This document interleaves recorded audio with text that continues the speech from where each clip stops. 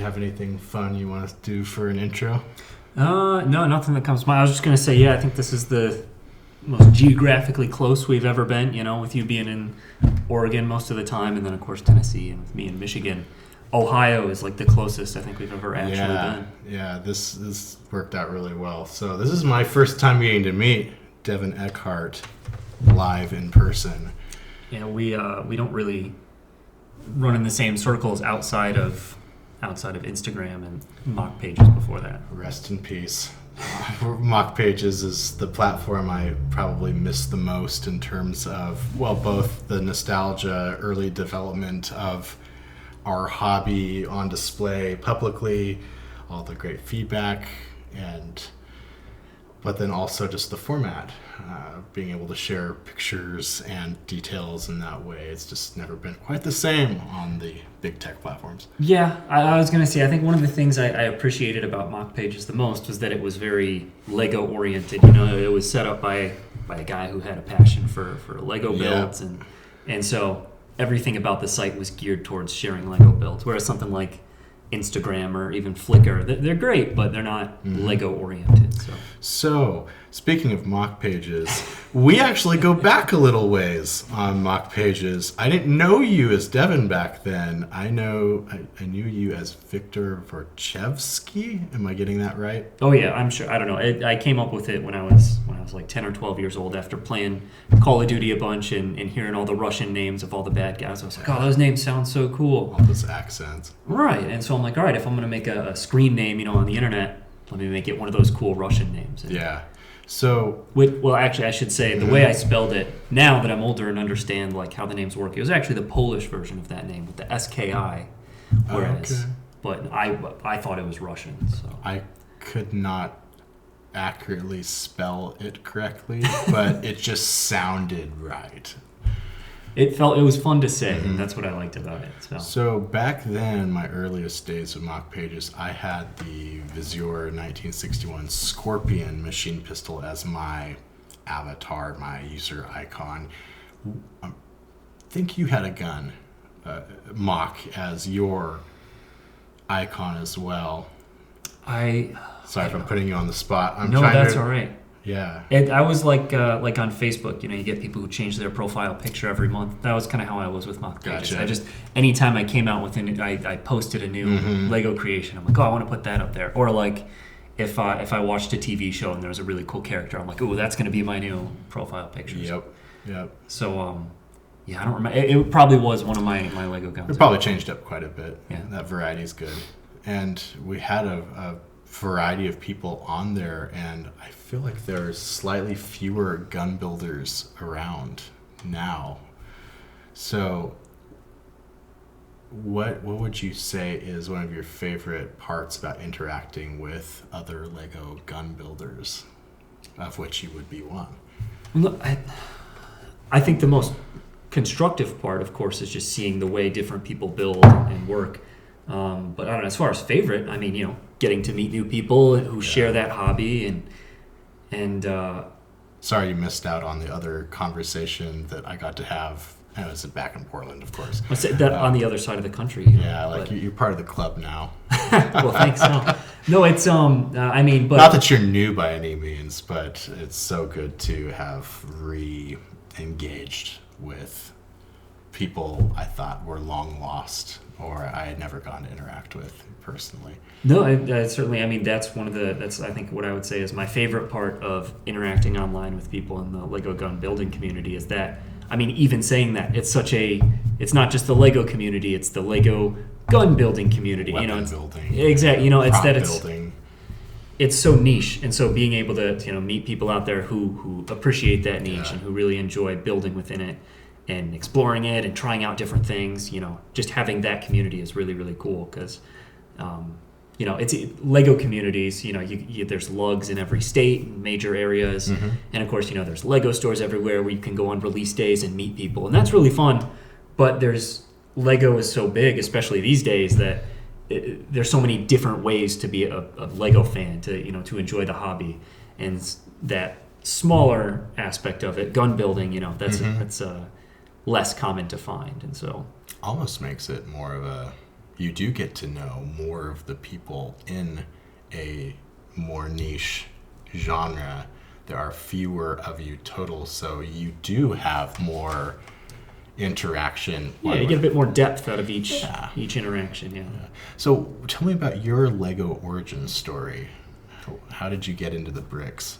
Well, of course, it starts with mock pages quite a bit. Or that's kind of where it got a lot bigger. Before it was, I'd asked for some Lego sets for Christmas because I was real into Star Wars. And so then they started, they had Star Wars Lego sets. I'm like, all right, that's real cool. So from a young age, when 7, 8, 9 years old, I was asking for those for Christmas. Yeah. And my friends and I, we'd all get together and, tell each other what we got for Christmas or our birthdays and, build battle scenes with the different Lego sets.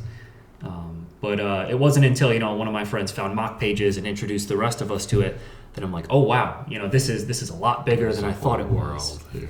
Exactly. Yeah. And it's not just us and our friend group. It's the whole country, the whole world, people from Europe and all that. And so that was really, really cool. And that's kind of where I so I don't know if I should wait for you to. Yeah, keep going. But yeah, I wasn't sure, or that's where I realized there's a lot more to this. There's a lot more to building Lego than just playing with the sets. You can take stuff, and of course I had modified the sets, taken them apart, built my own things, and then I found this online community where people do that all the time, and they collect big bulk amounts of Lego bricks to really build huge battle scenes. And seeing stuff like AC Pin's Feed Hanger, and I got to meet him the other day. Oh, really? Oh, yeah. okay. I mean, it feels like the other day. Man, I'm starting to feel old. It's a blur. It was last year at the Memphis Brick Convention. I got to meet him for the very first time, him and his wife, and they're very neat people. I don't want to step on your toes, but I met him just a few months ago. Just a few months ago when he came to the Toledo Brick Convention. Hey! So, no, that was fantastic. Of course, I got to tell him essentially the guy does get around. He does. He is very well traveled up and down, all over the country. I don't know. If you ask me, I think he's one of the best. He's an A-list Lego builder there. He's been around forever. Yeah. And so just getting to meet him, I was explaining to my wife, I got to go to this convention and meet the guy. And she's like, okay, I don't know who that is, but if it she didn't grow up with the Lego Star Wars Visual Dictionary? No, she didn't. And so she, of course, she was like, all right, yeah, let's go. And so it was a really cool experience for me to get to meet and talk with him. And yeah, he's a great guy. He loves sitting there and talking about it. And I got to. He's very down to the earth, very thoughtful, and obviously all of his builds, if you stare at them for any length of time, which it's hard not to, I really appreciate all of the old and the new parts that he's incorporating so frequently in all of his builds. Oh yeah, and that was one of the things is when I'd notice his builds and I'm like, I didn't know you could use the pieces in that way, or he took this piece and used it to build the hanger. And so I got to sit there and talk with him and point to them on his actual models about how he did that. And so just getting to talk with him about that was fantastic. And then I guess that kind of leads into the previous question you asked, is what's the best part about interacting in the Lego space. Is I'm doing the same thing with you earlier today when I can finally see your guns in person. And I can see yours and your maps, and we have a whole dining room table in this rental, all this stuff spread out everywhere. Yeah, I'd say that's the best part of the Lego, again, going back to your previous question, of the online Lego community, and especially our Lego gun building community, is remembering that when I was young, seeing all these on the internet, it blew my mind. And so now that we can connect and talk about them in person, it's being able to take that wonder a step further and handle them and share our techniques and why we build things in certain ways and which pieces come out that are really exciting. And so I don't know, that's the most exciting part of Lego conventions and getting together with people, is being able to just really nerd out about the hobby. Which was the first convention or fan show in the Lego community? Do you remember what your first time was? No, certainly, because it was very recently. I actually hadn't been to. Of course, I've met other local people. Did a few like when I was younger, my parents would take me to the library and there'd be little building contests. Yep. But no, as far as actual big Lego conventions, the first one was. I'm trying to remember what year. If it was 2022, I think. So yeah, just 2 years. In fact, probably this weekend, the same weekend, it was the Indianapolis Brick World Indy. because I was living in Indianapolis at that time, and so it was right there, right in my backyard. Miss out on that. Oh yeah, and I had a good group of friends there in Indy who were all real into building Legos and everything. So we went to that together, and that was the first time I'd ever been to a convention, and I knew some of the people there who were local that were presenting, and so I got to do that. And that was exciting. I'm like, man, I got to go to more of these. And then I went to Brickworld Chicago last summer. I was doing a big road trip, and on one of the stops I stopped in Brickworld Chicago just for a few hours. That was really cool. I got to see some of the bigger stuff, like some of Nick Brick's Lego guns. I think Kyle had some stuff on display there. Okay, yep, yeah, his big, what is it, the Thompson? I think he had a Tommy that he had built, more the typewriter gangster drum. Chicago typewriter one, yeah. Yeah, I think he had that for the Chicago show. Yeah, I remember. I didn't even put that together. That's good stuff. He was trying so hard to time that, and I think he pulled it off. I was really enjoying those pictures. I have not made it to Brickworld Chicago yet. I am looking forward to that one of these days. At least I have been living in the same time zone now, so that helps just a little bit. Yeah, making it to that convention is now quite a bit cheaper for you, I imagine, rather than having to fly across. From the West Coast, yeah. I mean, I know other people who make it from the West Coast. Bryce, you are appreciated and admired in that regard. I'm not as good at flying with Lego. Driving, I don't know. It all depends on what you're trying to get out of that. So, yeah, I can be more strategic. No, I can imagine that poses quite the logistic challenge. Can be.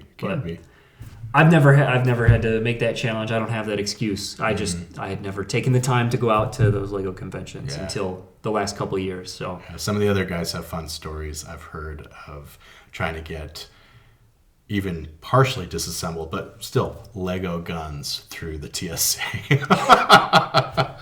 It gets fun sometimes. Oh yeah, and with showing some of the Lego guns I build, I'll get that joke a lot. Like, "Ooh, careful! You don't want to take that to an airport." And I'm like, "Well, thank you. I appreciate that." Yeah, I would never do that. That's, of course, or if I would, I'd disassemble it. But I appreciate that you think that would be a concern. There's always some tiny hint of, I think, admiration or respect in those kinds of comments, and we get all sorts of those comments when we post our work online, because it's such a niche thing that one could say is controversial. Oh yeah, and I'm glad that there are people out there that understand that is a concern, because of course with gun safety, it's a very valid concern. Yeah, you want to make sure you're being responsible, and so that's good, and it is. Yeah, I take it as a compliment. I'm always appreciative when people say Enjoy your Lego responsibly. Yeah. Okay. So your question was, how did I get into the hobby? That was Lego initially, and I think I peppered you with a few other questions in terms of what your first show was. No, that's But I guess going further in your origin story, you are a pretty big gun builder, and you're also into maps. Yeah. And we have been enjoying our conversations over said dining room table with all the stuff on it, as to some of the similarities between the two things, if you want to elaborate on what drives your building of those two genres and what are their similarities and differences. Oh yeah, and I'll bring it back a little bit to like where I left off with the origin, because it kind of leads into that a little bit. So with Lego guns, I didn't, that wasn't kind of the first thing I started. First, it was Star Wars stuff and battle scenes, and then I saw mock pages. Those were like the first weapon replicas I built were Star Wars blasters. Well, of course, yeah. Those are the coolest. It was the 30th anniversary of Star Wars at the time, 2007. It's been and then it's just kind of transitioned into other props, other replicas. Yeah, that's it. I never did replicas or props until I saw them on mock pages. And again, that's another one of the things I loved about mock pages is that, if you go searching for something on Instagram, you get a bunch of stuff that's not Lego, whereas mock pages, if you want to look for replicas of a gun or a certain battle scene. Super concentrated doses of that creativity in our Lego form. So, yeah, it was that, like seeing what the stuff that you built on mock pages and some of the other stuff, some of the other builders from mock pages. I don't know, I'm trying to remember their names, and I feel like if I start trying to remember what they were, I'm going to say them wrong, and it's going to be all... Well, we can't cover them all. There's so many... But at any rate, seeing those, as I was like, whoa, I didn't even think about building life-size guns. And it was a totally different way to use Lego bricks than just making battle scenes and modifying sets. So I jumped into that. pretty quick. And of course, it was right when I was like playing Call of Duty a lot and enjoying it. So I had a ton of inspiration from playing those video games. It was kind of a heyday. It was Oh, a yeah. golden age of Call of Duty. All right. All of the first-person shooters were really coming of age. We were coming of age. Yeah, so that All of it was fueling each other. Yeah. 2008 to like 2014 Yeah. was the big. That's kind of when I started doing it quite a bit, and especially using mock pages, posting them every time I finished one. Because you could hold fairly realistic representations of the things you were otherwise playing with, gaming with, Right. all day, every day. I don't know. No, yeah, it's a lot easier to access than trying to go to a gun range and get hands-on experience that way. Yeah. That you got to pay for, you got to drive out there, and Legos building them yourself. Not only is it a lot more engaging, but it's a lot more. It's just easier to do. It's more accessible. That's the word. Sure, I'm looking and for. our parents would appreciate they're so much more constructive. Yes, In yeah. a literal way. So, at any rate, that's kind of. I started building a bunch of guns, and they weren't very good, but I was just excited and enjoying it. And then with life, graduating high school and other life stuff that happened, I didn't have as much time to build, and then I didn't have as much space to build in my Dim age. Yeah. Okay, yeah, that's good. Not so much a dark age, but I've shied away from that term because I'm a lifelong fan, but times of active building wane Exactly. Yeah. from occasionally. And that's something I've kind of gone in and out of, So it transitioned from when I was younger, I had a lot more time to build, whereas as I got older and started focusing on other aspects of my life, it's like, okay, now I'll just buy a set here or there and build the sets and appreciate them. And then in the future, when I have time to organize my pieces and focus on that a bit more, I can do that. And then finally the time came about 2 years ago, once when I was in Indiana, I had quite a bit more time to spend organizing my collection and focus on building. And so I want to say I kind of came out of that dim age, or I got back, I say I got back into building my own mocks rather than building sets right around the end of 2021, beginning of 2022. And while I was doing that, of course, I had other interests. It wasn't just Call of Duty and Star Wars. And you were also working at the Lego store I was, around yeah. this time, so that also helped propel.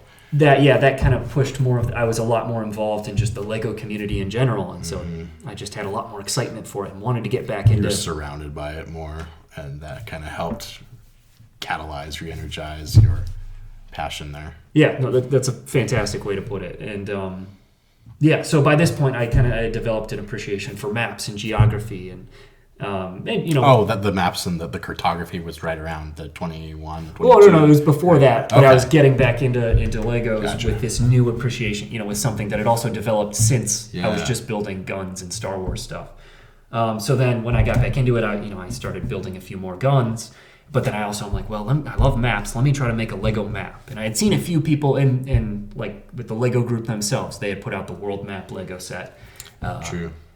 And other people had built maps of England and the United States, and so I wanted to try. I'm like, that's a really cool new idea. The same thing when I first found out people build Lego guns. I also saw, people build Lego maps. Let me do that. I love maps. Yeah, Lego maps don't get as much airtime as I think that they should. I think more of the community is still discovering that format, and also there's just so much potential and opportunity with all the different ways you can represent and express that kind of detail with some, and you've been exploring multiple different kinds of map making, all the dimensionality and the different scales and detail I've witnessed you enjoying in the last few years has been pretty cool. I would say, yeah, because it's so much fun. Like, I would say I might be partial again because I got that passion for geography, and it just looking at maps is something I could do all day. But it's such a fresh way to use Lego bricks, Lego sets, they have a bunch of, and of course the Lego Ideas line, they have a bunch of different types of Lego sets. That's kind of like where they thrive in trying this idea and this idea. They did a typewriter and a globe and, the Chinese New Year sets. There's so many different things. And so when it comes to mocks, it's like, that's a new Lego maps or something that's kind of, I've never really seen before. And so I'm excited. Uncharted territory? Sure. Sorry. No, that's good. That's good. Yeah, so it's so exciting to be like using Lego bricks in a way that I haven't seen before. Even I have very few things to draw from, and so Pun not intended. yeah. And so going back and forth between building Lego guns and Lego maps, it's like I find myself using the same techniques, and then one technique I use for guns, I'll try to adapt it in a different way to maps, and of course that applies to any category of building Legos. At least in terms of assembling shapes and sculpting curves and those kinds of form-driven proportionality.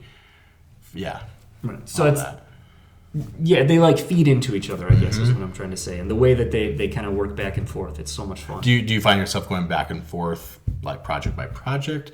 Is it just what's currently driving your interest? No, it's very much just kind of whatever I'm feeling. That's a creative process in general often. Yeah, I like to keep my Lego building as very loosely structured as I can. As far as like projects go, I'm not necessarily working on a million things at once, but I like to always. Sadly, there's a life outside of Lego. I hate to say that, but yeah, it comes up every now and then. Yeah, as much as I'd like to, I can't dedicate as much time to it as I'd like to. But. Or as necessarily we used to. Yeah, the heyday of mock pages. I miss the more single-minded focus on said creative projects. But hey, at least we have our hobby still. Yeah. But as far as which one I choose, it's kind of just, I don't know, whenever an idea pops into my head. On my phone, I've got, in the Notes app, I've got a bunch of, bullet points of like, ooh, I got this idea and this idea and this idea. And so I just kind of slowly think about, okay, which one do I feel like tackling next? Or if I had a really cool idea, I'll put that on there, and then I'll just skip right to that one. And, if I'm reading any books, like right now I had mentioned I'm reading George Washington's biography. And so, of course, they're talking all about the battles in the American Revolution. And I'm like, ooh, I want to make a map of that battle, and a map of that battle, and a map of that battle. And looking at maps on, going to Google Maps and seeing like what they look like. Okay, how would I replicate this? With what techniques would I use? And so sometimes that fades, and I'm like, never mind, I don't want to do that. Or other times, my interest will be piqued by some cool new gun I just learned about. And I'm like, oh no, I want to make something about that. Or as I'm doing research into this gun, I'll find out about other guns. Like, that's why I made the Borchardt. I was really interested in learning about the Luger P08, diving deep into Wikipedia and watching a bunch of people's YouTube videos, looking for books that were about how it was designed and the story behind it. And as I'm doing this, I find, it was this guy Hugo Borchardt who had initially designed his gun, and then the Luger was kind of a modification and an adaptation of that design philosophy. So then I got really focused in on the Borchardt, and I'm like, ooh, I don't want to make a Luger anymore. Now I want to make this one.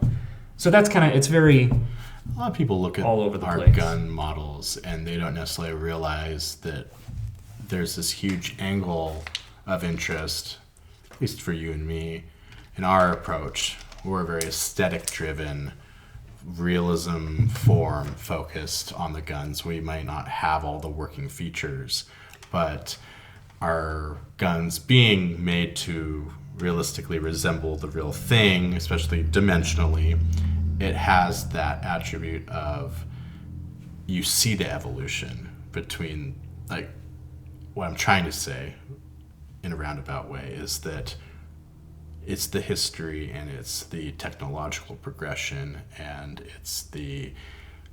you can see how the real life, even from the Lego guns, is our hope. And I think you accomplish it greatly in all of your late 1800s, early 20th century proto guns, if you want to call them that. Some of the failures. Some of the we would view them as failures now. They were definitely not as reliable or reputable, and they may not have lasted all the way through the First World War that they were developed right before, just because, this other thing was cheaper or easier to produce in mass numbers, and this just held up better in the dirt and the mud and the trench, etc. But you can see the design changing in real time. Yours in particular, you have short year gaps in the models of the weapons that you're producing in some of these more antique ones.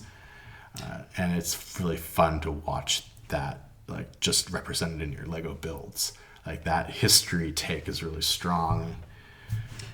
Well, no, I appreciate that. Thank you. And I mean, that's you've nailed it. That's exactly why I like doing it that way. Is because it's that history. You can see the development. Yeah, I mean, I'm not an engineer, and guns are cool for all these other reasons. Well, right.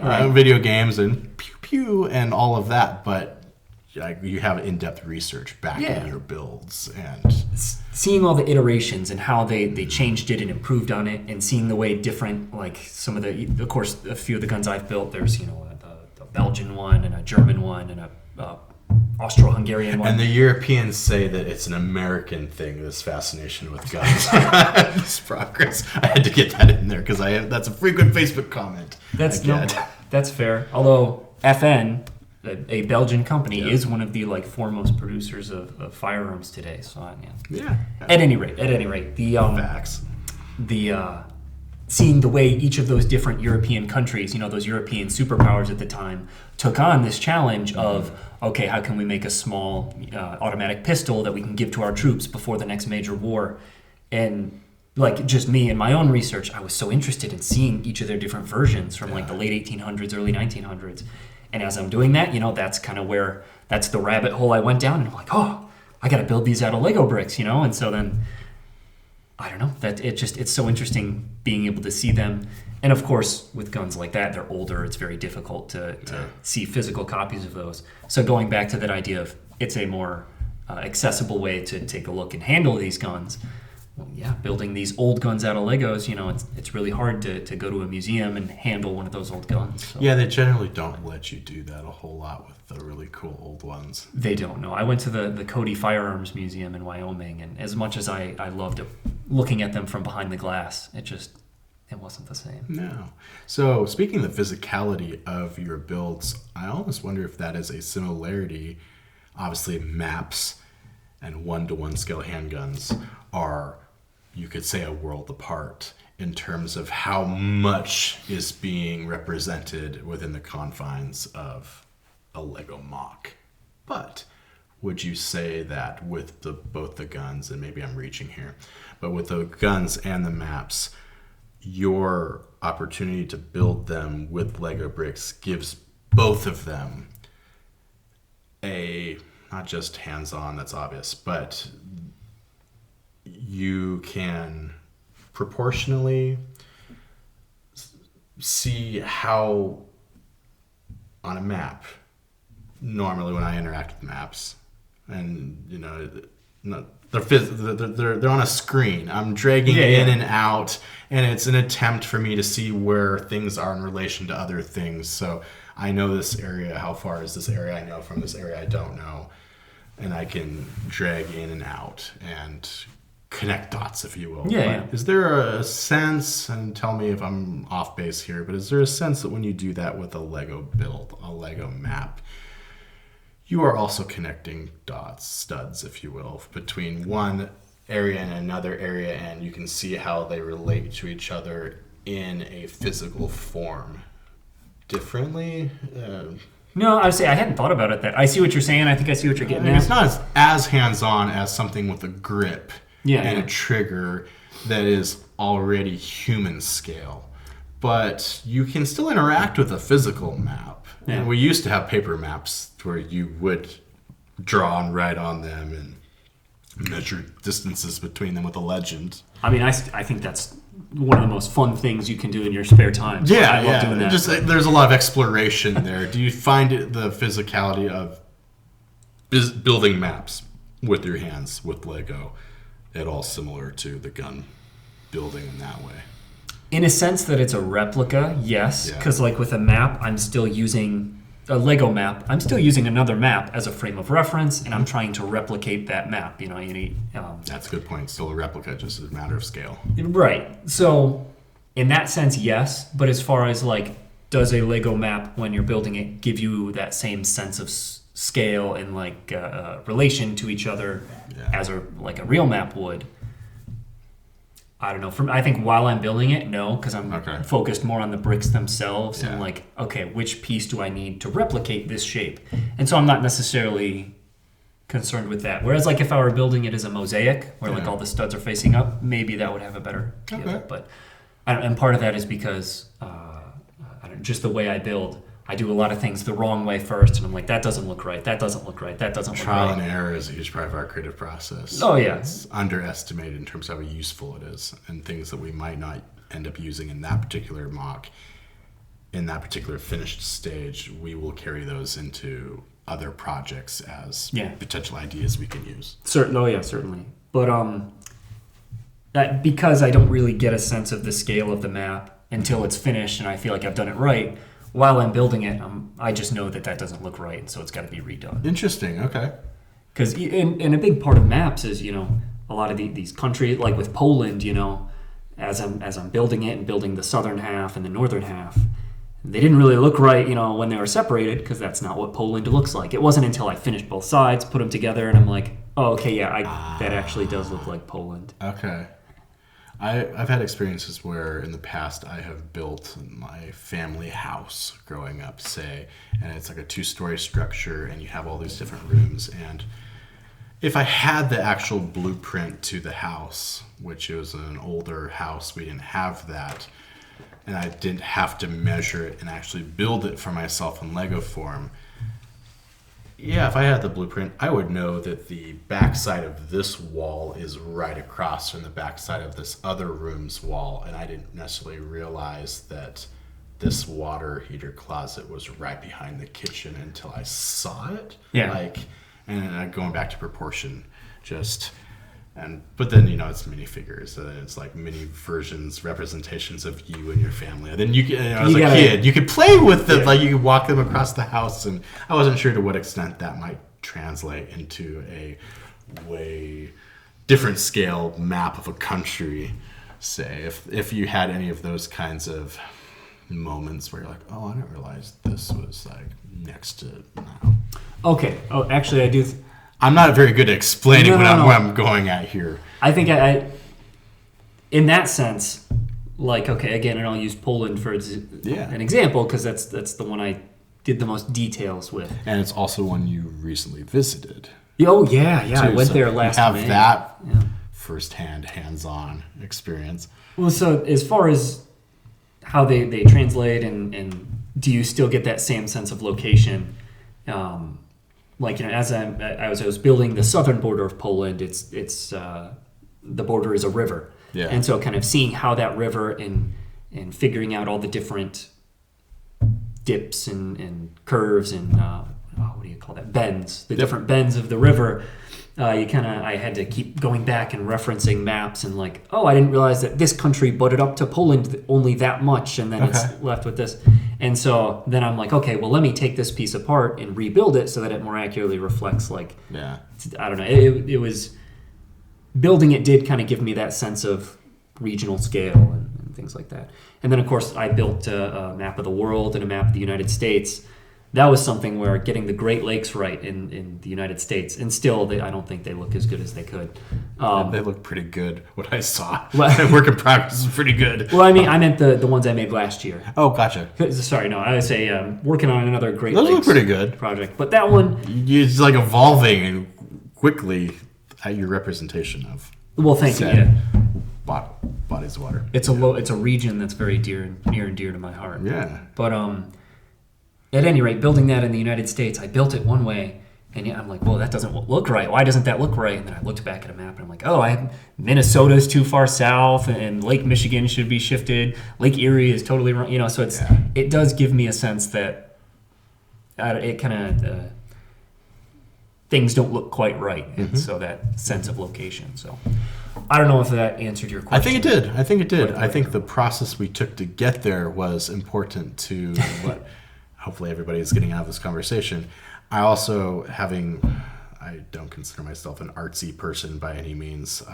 People had me pegged as a future engineer when I was growing up and I was doing all the Lego builds, and they didn't realize I was going to go more the graphic design and marketing route. But when I had to go through some art school classes, I enjoyed some of the things they taught us. Like some of the times, the first time you really see something is when you draw it, is when you photograph it and you edit and you start.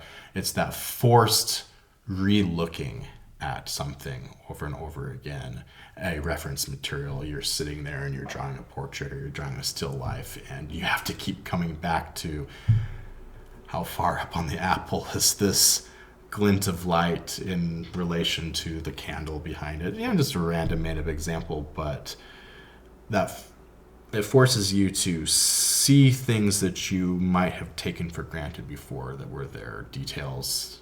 And obviously when we're kids, we draw more symbolically, more like we just draw what we think an eyeball looks like. Right, it's a circle with the dot in it for the people.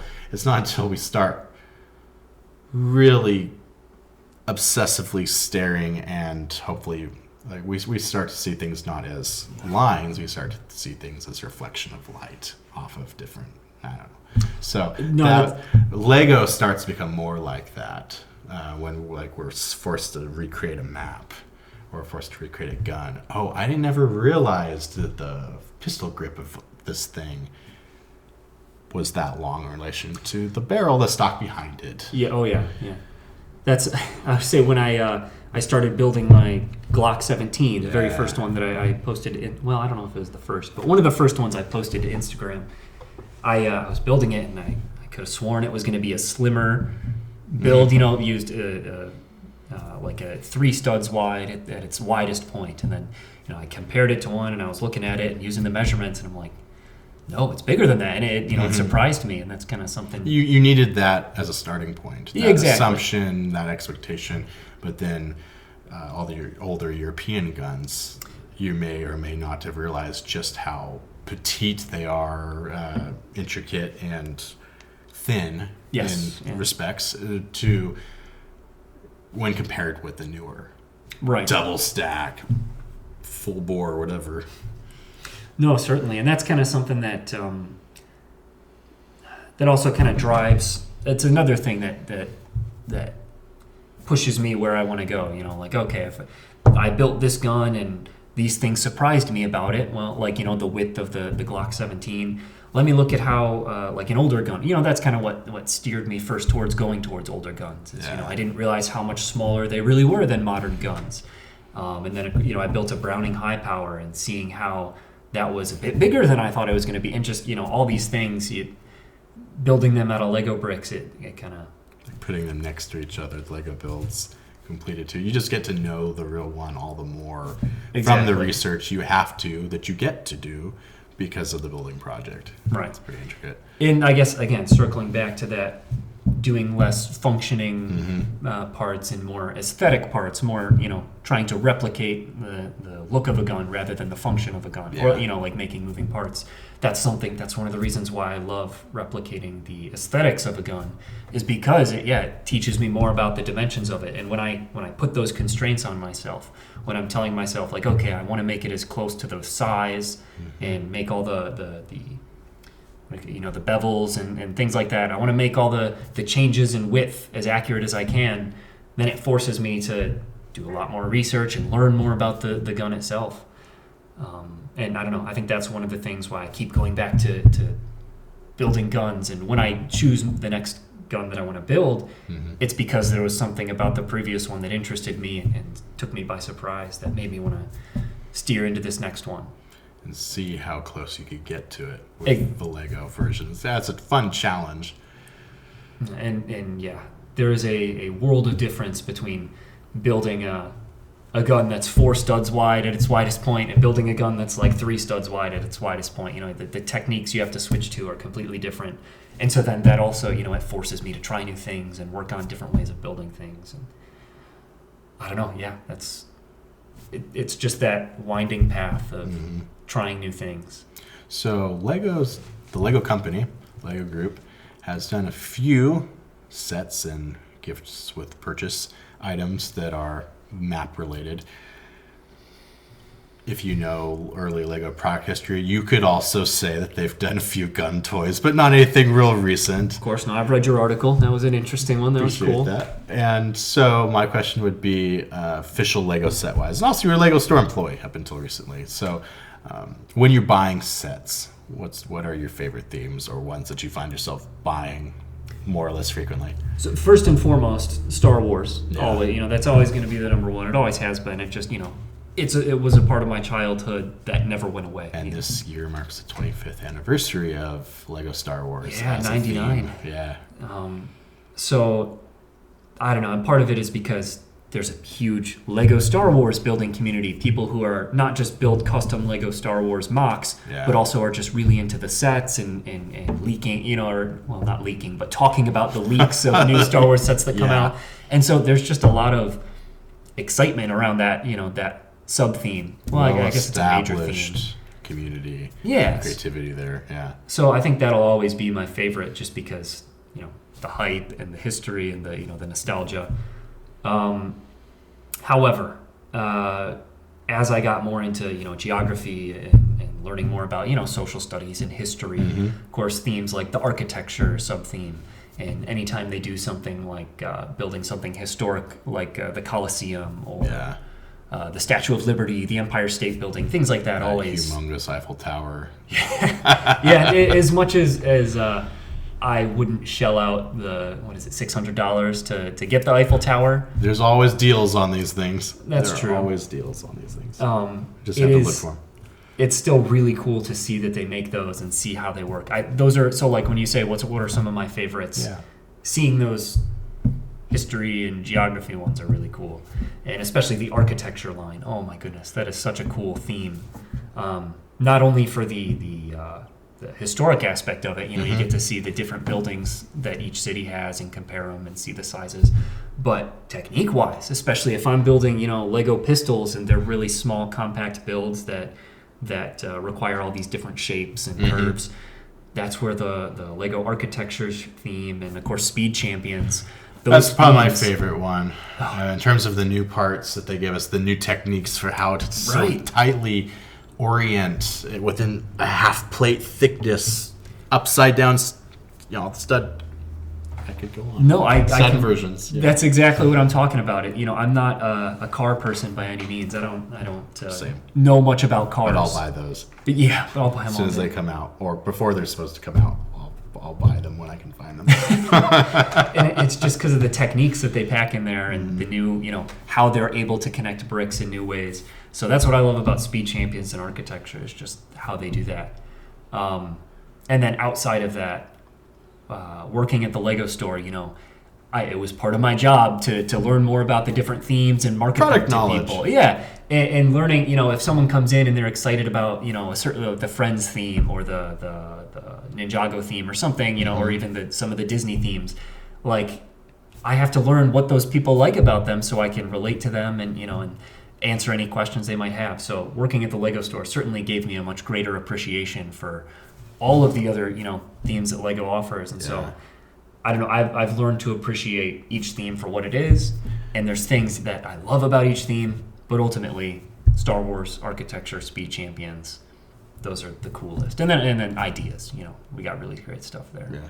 But all of a sudden, Lego guns showed up on the table. They did. Actually, I do remember, though. We were talking about Speed Champions, small cars. It's the same type of building that you have to do in order to build, like, some of these smaller pistols. Packing a lot of tight curves and shapes into a really small space. And they're doing the same thing where they have to replicate, a real-life object, and it's something that they can compare it to and critique and redo and rework it until they get it to look the way that feels right. And so, that's something that with these pistols, it's that same thing. It's, redoing it and reworking it until you find the right pieces that fit in the right way, that replicate the shapes in the way that you need them to. And so... That's really interesting. Well, and I was going to say, like, even if a Speed Champion set doesn't have any new parts or an abundance, it has a bunch of parts that are really useful, so I want to get it just for parts. Even if it doesn't have that value, it still has the value of, like, just watching how the Lego designers built it and put it together. That in itself has so much value because, like, I'm learning so much from it. And so it just... Again, going back to your question of like, what are some of your favorite themes? I love Speed Champions so much. Not because of the cars. I'm from Detroit, the automotive city. I couldn't care less about cars. It's the sets themselves that I really love and the techniques they use. What are your top priorities in your design process? What satisfies you most when you finish a build, or maybe you don't? Maybe you're done with the build. Some of my builds are never finished; they're just done with. But what satisfies you the most? Like what makes you think, "Oh, I got it"? Well, and that was one of the things, like with the Mauser, is like when it's done and I look at it and I'm like, wow, that feels like a Mauser C96. Or like when I see your 1911, like, man, you hold this and you can tell like that feels uniquely like a 1911. And that's something, of course, I can appreciate more with builds that I have had hands-on experience with. So something like a Borchardt C96, I can't have that same level of satisfaction.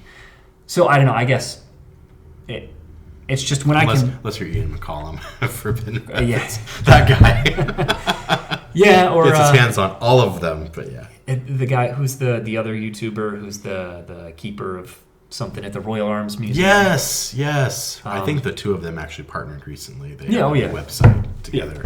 Yeah, being real into firearms, of course, I watch both of their channels pretty often. But yeah, so while they might be able to have some of that hands-on experience, for the guns that I do, I have held and have had, I've felt their weight, the weight distribution, and like the grip angles, and when you look down, how does it feel?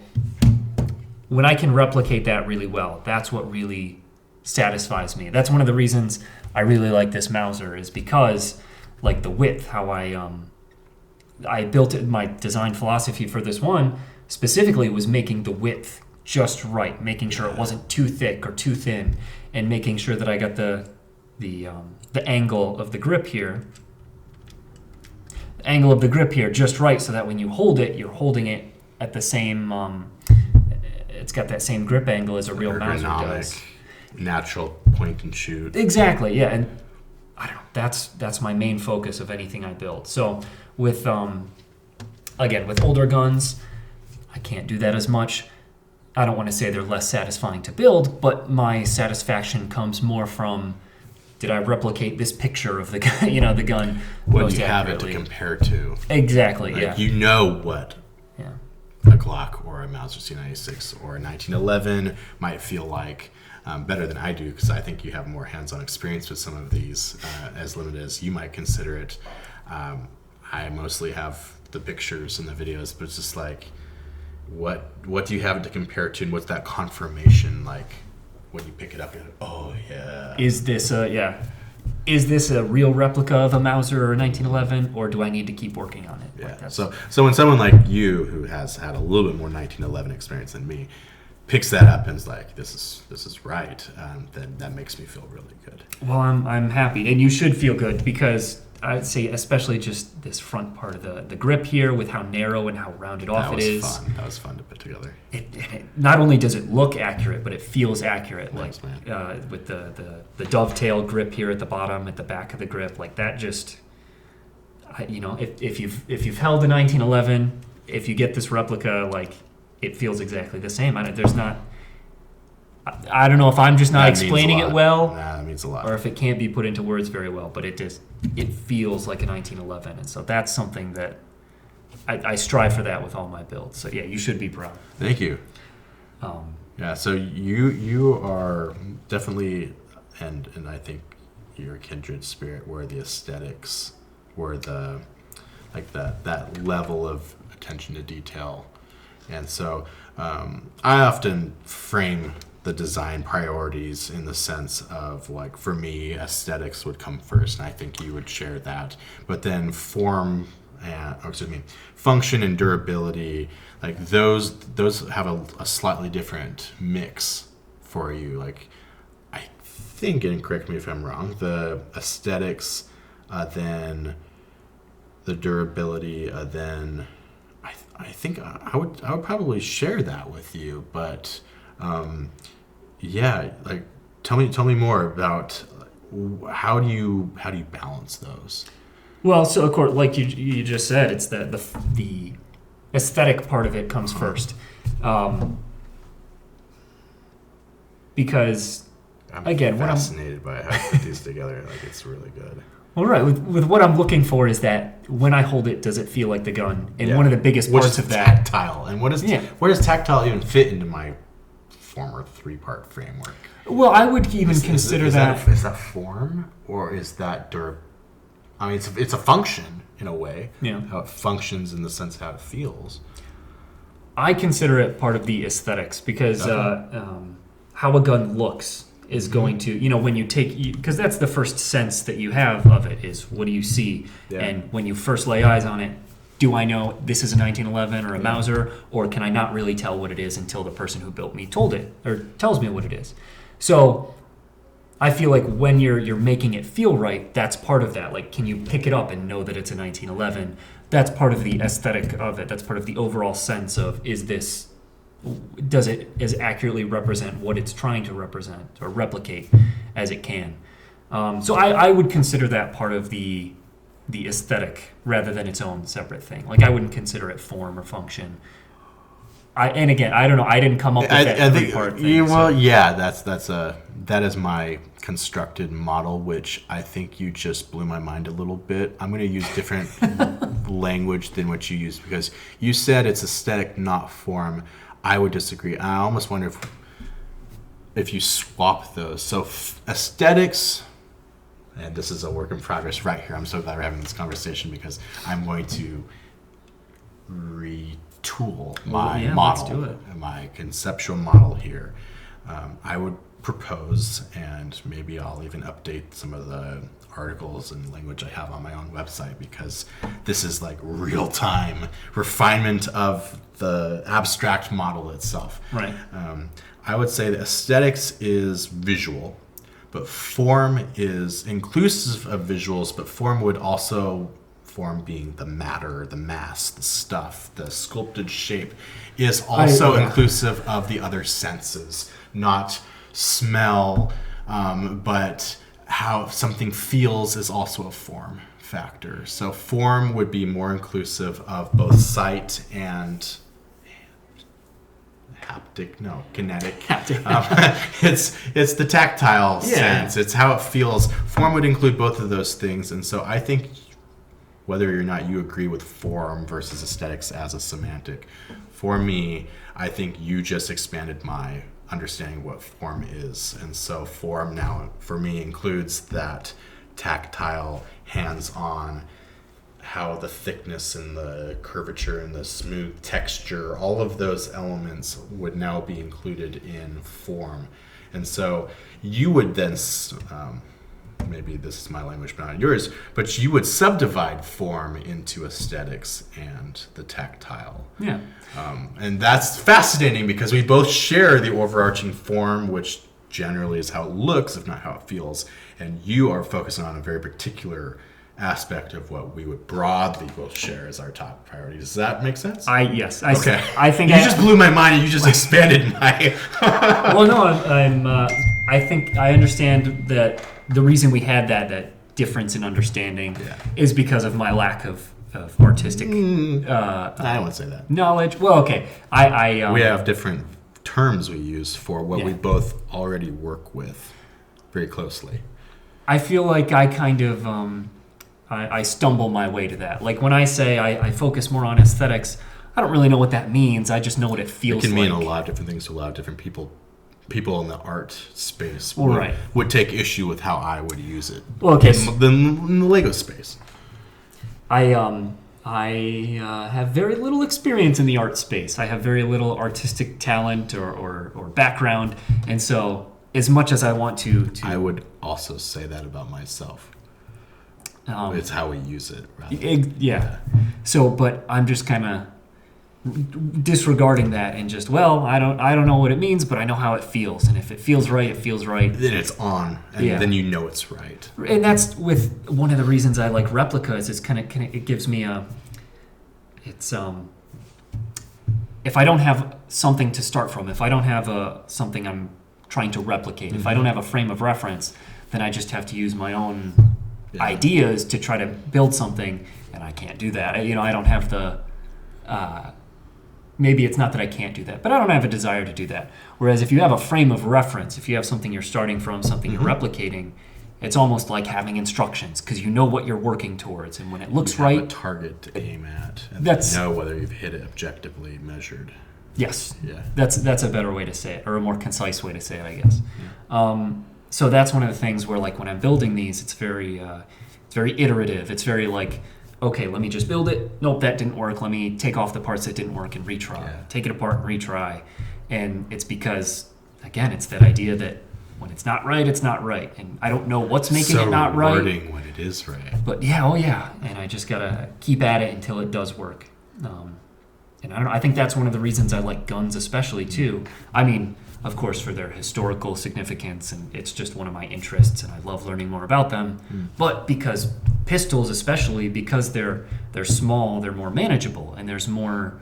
It's not, It's accessible from a project standpoint. yeah, it's not a big diorama. It's not a big. It doesn't take a lot of pieces. It doesn't require a large investment to get it right. It's something I can do with the pieces I have. And again, it's like those Speed Champion sets. Like, they use less than like 300 pieces for each car, That's usually. generally what they're averaging. With the price increases, I'm also thankful some of the piece counts have gone up. But Yeah, I would say, yeah. I know what you're saying. The price per piece ratio doesn't always match the price increase. There is that. But it's that, just starting small. And again, that's one of the reasons I love pistols, is because it's manageable. Whereas something large, I have to invest a lot more. If I want to do it that same way, where I iterate, I build it, take it apart. With a large project like that, or even a bigger gun, I see some of the bigger guns people make are like the Barrett M82. It's this massive sniper rifle. Yeah. And I just can't imagine tackling a project that big, because it's like, if I wanted to fix something, I'd have to take apart so much of it and rework it. Whereas with this Mauser, I don't know, just even the panels on the side, I redid those, a dozen times each before I was finally like, okay, yeah, that looks good. Like, how often do you want to do that across the full length of a long arm? So, I don't know. I don't have a very big, I have to see it. I have to have it in front of me before I can visualize what I want it to look like. Yeah. So when I'm like, okay, I want to build a Mauser, first I just got to build a really quick rough draft and see what it looks like. And then I can take that and work with it. So that's kind of, I don't know if you had asked me about my design process yet. I know that was one of the things we wanted to talk about, but that's kind of, oh yeah, I got to have something to look at and work with and remold and retool. And so, I don't know, that's the way I do it. That's one of my favorite parts, too, is the iteration. But then it's also a puzzle, because I'll use the basic jigsaw analogy here.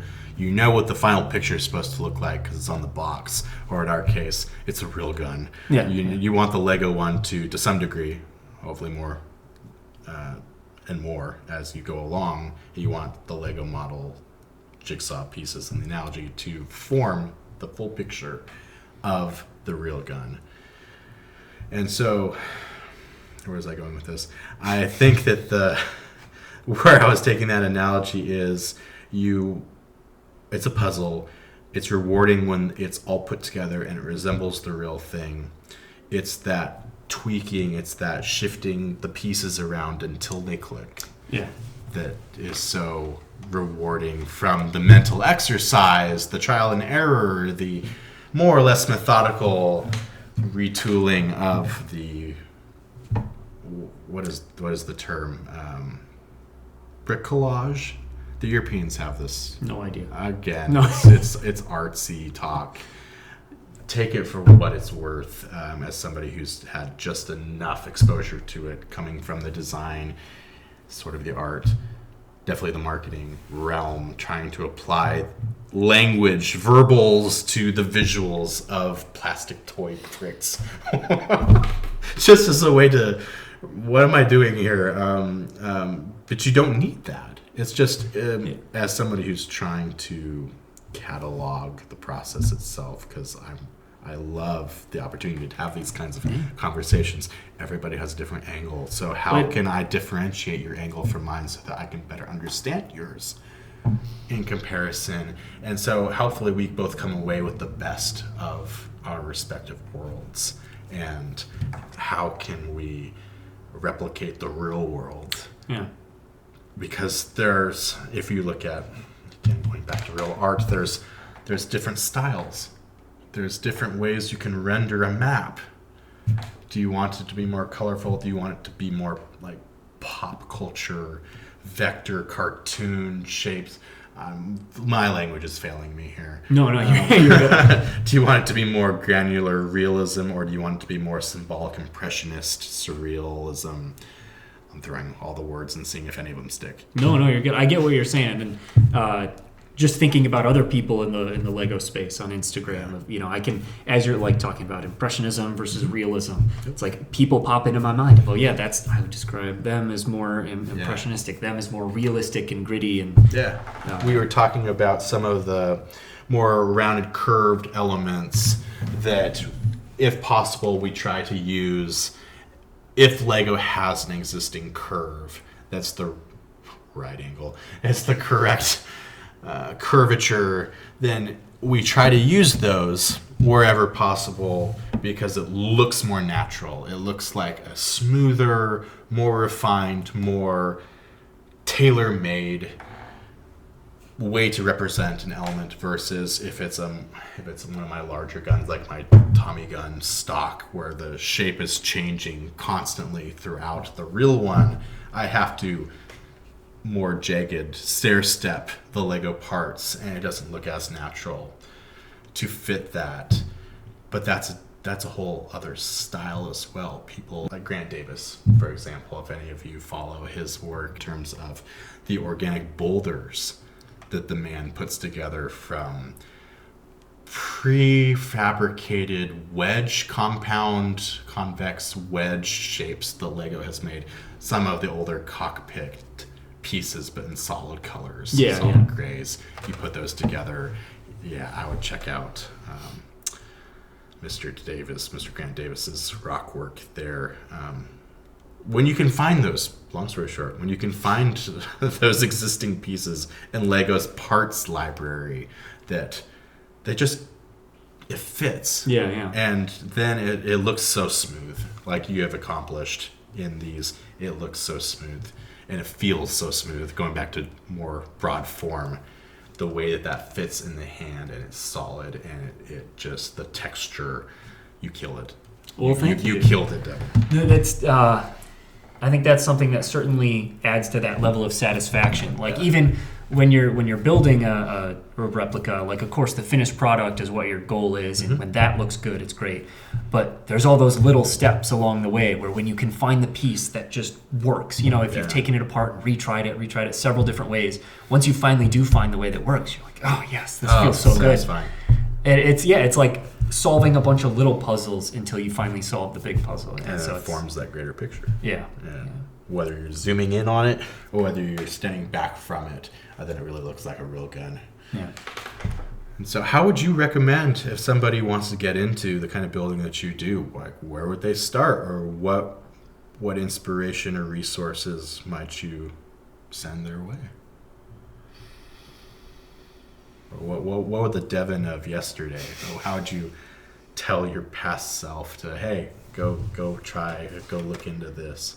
Well, I guess the biggest thing that comes to mind, and it seems very general and very, very elementary, but like just get something out there and then, rework it. I mean, like I've been saying, iterate, yeah. But just try something. You don't have anything to grow from if you haven't done it at least once. So that's a really good point. Build something. Start somewhere. Yeah. And then modify. Exactly. Maybe some of the people who maybe our past selves, even younger or newer to the Lego gun community, maybe they build it once and maybe they just stop there. Maybe they don't. Maybe they throw together, whether it's a multicolored build or maybe they have fewer pieces to work from than we do. Maybe they throw something together that they're like, we're done. This is cool. And it is cool. But how much cooler could it be if you keep pushing it? Yeah. If you keep evolving it, if you keep coming back to it, and more importantly, coming back to the real thing and going, how much more realistic, how much more accurate a form can I achieve if I don't stop, if I'm not satisfied yet? Yeah. If my level, my standard of realism if I just push myself more and more and more. And also if I keep finding new pieces, like I'm noticing you're making fantastic use of all these relatively new in 2024 4x4 tiles. Yeah, oh yeah, And those dark bluish gray, and not the cheapest bits to buy. I only needed a couple of them. Yeah. But you were on the lookout for what could work from today's latest Lego parts, and I keep making. Oh, that's all right.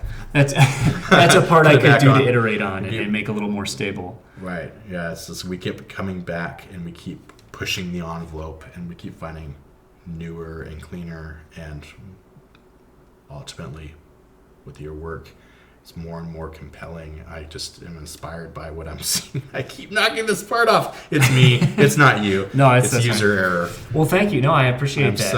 I'm so thrilled I got to talk with you today and explore more of your work, and especially your thought process in greater detail behind it. And whether it's guns or it's maps, you're killing it. So. Well, I guess last thing I'll say about amazing work about the design process is that it's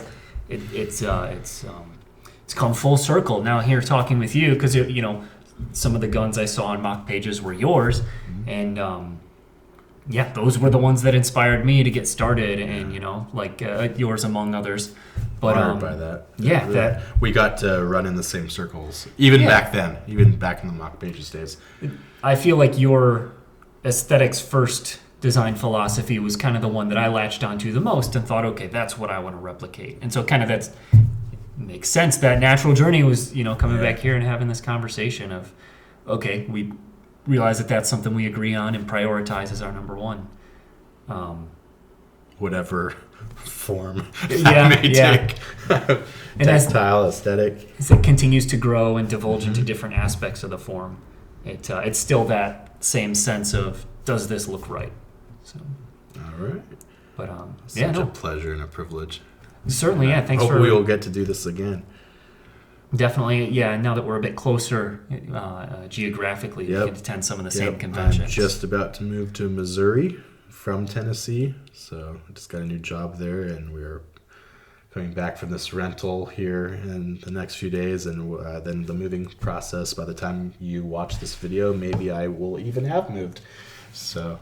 Oh yeah, no. Good luck. It's no Michigan, but it's still, Missouri's not right. Yeah, some people call it misery. I'm looking forward to switching to the Midwestern life. We'll see what this native Oregonian. Shout out to all my fellow Pacific Northwesterners and my fellow West Coasters, and of course my fellow Americans more broadly. Thank you for welcoming me so warmly to the Midwest. Yeah, I know. Mr. Michigan.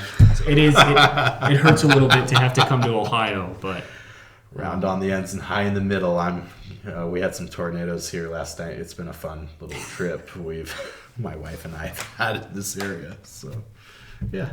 Well, thanks so much for setting this up and having me out. I appreciate it. It's so good to see you, Devon. So good to meet you in person. Thank you all for watching and joining us in this nerdy conversation about our shared love of Lego and firearms and the creative process itself. No, absolutely. Hey.